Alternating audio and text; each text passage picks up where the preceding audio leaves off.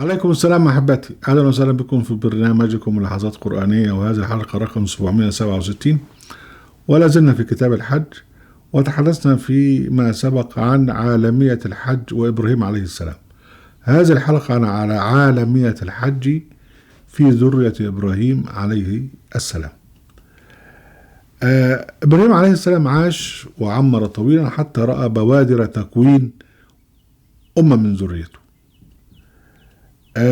تكاثر أبناء إسماعيل حول البيت الحرام، وتكاثر أبناء إسحاق وأحفاده، وتكاثر أحفاد إسحاق من ابن يعقوب اللي هو إسرائيل.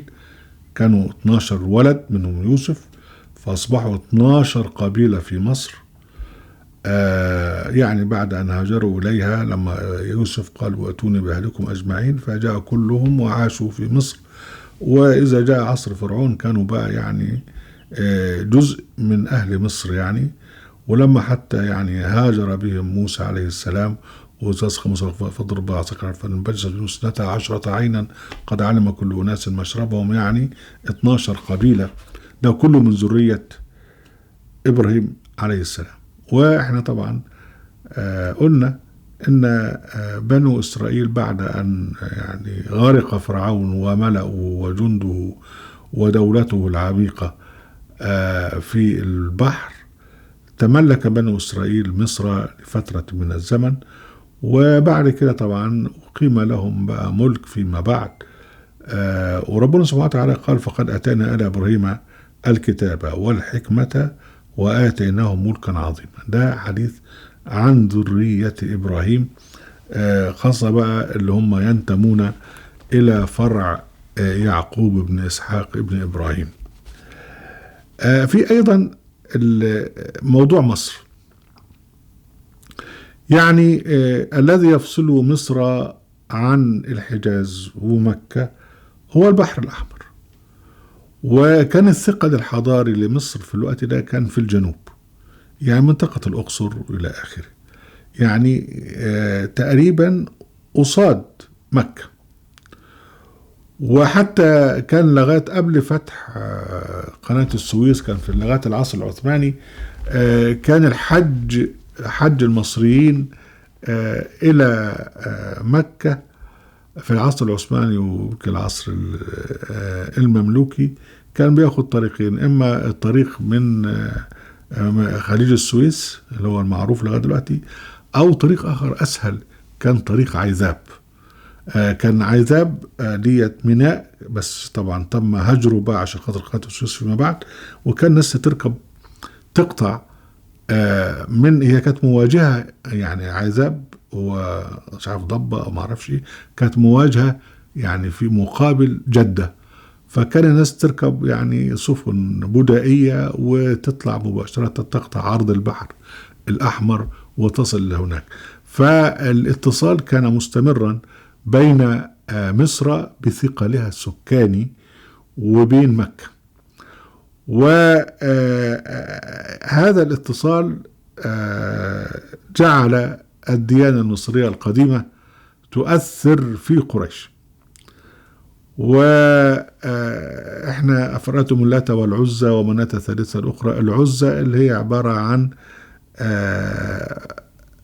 عزة اللي هي إيزيس، انتقلت عبادة إيزيس الثالوث اللي هو إيزيس وأوزوريس وحورس، انتقل إلى مكة وأصبحت العزة. طبعا ما كانش فيه إيزيس ده، يعني اللي هو يعني الترجمة اليونانية لكلمة عزي، هي اسمها عزي، فهم مش عندهم حرف العين فقال لك عزي وحطوا الاس الاخيره قال لك إيزيس. ونفس الحكايه عزير، اسمه عزير قسموه أوزيريس.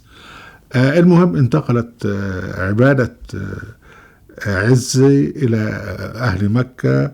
والروايات يعني بتقول إن يعني مهندس قبطي أقام الكعبة، كانت هدمت واستوردوا واحد من مصر عشان خاطر مصر مشهورة بالعمارة، فهو الذي يعني أقام الكعبة. ده من ضمن الروايات، لكن هي حدث أو لم تحدث. لكن أهم شيء إن هو البحر الأحمر كان معبرا سهلا للمصريين، خاصة في يعني في الجنوب اللي تركز في الحضارة والحكم، إلى إلى مكة.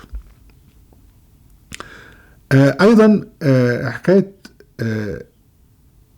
علاقة الحجاز بالشام والعراق.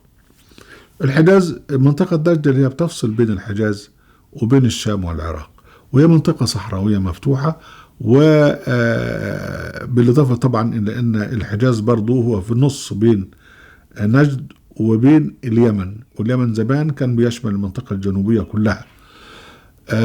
وإحنا عارفين طبعا أن رحلة الشتاء والصيف كانت يعني تذهب إلى اليمن لتأتي بالمتاجر أو التجارة التي يعني تأتي من الهند، ثم يحملونها إلى الشام، يعني حيث بقى تجارة البحر المتوسط وتجارة الرومان البيزنطيين، ويأتون بتجارة الرومان البيزنطيين إلى اليمن وتطلع إلى الهند وهكذا. فكان في بقى اتصال عالمي في ذلك الوقت. أكثر من كده أنه لما يعني هدم أو دمر سد مأرب، فالجماعة اليمنيين هاجروا وكونوا إمارات على حواف الشام والعراق، إمارة الغساسنة وإمارة المناذرة، واحدة تبع الفرس وواحدة تبع الروم. ولما ظهر الإسلام كانت الإمارتين دول موجودين، وكان قبل كده بينهم بعض حروب. لكن ده كله أسهم في أن يعرف الناس الحج هنا بقى على مستوى العالم. يعني في الوقت ده عندك الهند، وعندك البحر المتوسط، وعندك مصر والحجاز والجزيرة العربية.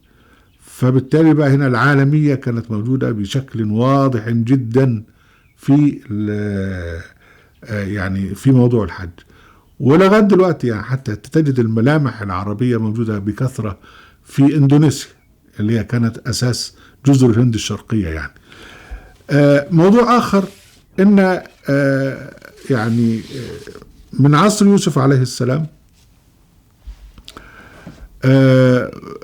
نحن نتصور أن يوسف عليه السلام هو الرسول كان يحج. ولما موسى عليه السلام خرج ببني إسرائيل وطلب منه أن يدخل الأرض المقدسة التي كتب الله لهم، فبنو إسرائيل أعرضوا وقالوا إذا ربك فقاتلا، إذا أنت وربك فقاتلا إنها هنا قاعدون. فربنا يعني عاقبهم بالتيه 40 سنة حتى يعني يفنى هذا الجيل المتكاسل. يعني في فترة التيه دول راحوا دخلوا الجزيرة العربية وراحوا حجوا. وربنا ذكر ان لما قريش رفضت القرآن وقالوا انه هو سحر وبتاع، ربنا قال فلما جاءهم الحق من عندنا قالوا لولا أوتي مثل ما أوتي موسى. يعني طلبوا رفضوا القرآن وقال طب ما كان يجيب لنا آيات ومعجزات كما جاءت الآيات والمعجزات مع موسى. فربنا يرد أو يقول سبحانه وتعالى أولم نمكن لهم أولم يكفروا بما أوتي موسى من قبل قالوا سحران تظاهرا وقالوا إن بكل كافرون. يعني معنى كده أنه هو لما موسى جاء لهم قالوا ده ناس موسى هارون دول ناس سحرة وكفروا بذلك. يعني نستفيد من هذا أن موسى وهارون وقومهما وصلوا إلى مكة وإلى قريش. وإحنا برضو بنرجع تاني للآثار الفرعونية وبنقول بقى أن القبائل بني إسرائيل سكنت في الجزيرة العربية، وكان منها ناس في مكة، وكان منها حضور قوي في يثرب اللي هي المدينة، وكانوا يعني يستفتحون على الذين آمنوا على بتوع الأوس والخزرج، يقول لك سيأتي يعني رسول آخر الرسل ونتحد معه ضدكم إلى آخره. وبعدين لما جاء الرسول كفروا به فلعنة الله على الكافرين كما جاء في سورة البقرة. لكن تأثيراتهم الإسرائيلية التحريفات وصلت عن طريق عزير، ويعني هم قالوا قاتل اليهود عزير ابن الله، وعزير اللي هو أوزير اللي هو أوزوريس يعني. فبالتالي أهم شيء أن التحريفات مع وجود أصول باقية من ملة إبراهيم كانت موجودة، ومن ضمنها كان الحج. فهذه الحلقة يعني أوضحت لمحة عن العالمية الحج في ذرية إبراهيم. أهلا وسهلا بكم أحبتي في برنامجكم لحظات القرآنية وفي قناة أهل القرآن وفي موقع أهل القرآن. لا تنسوا المشاركة بالشير واللايك، وعليكم السلام.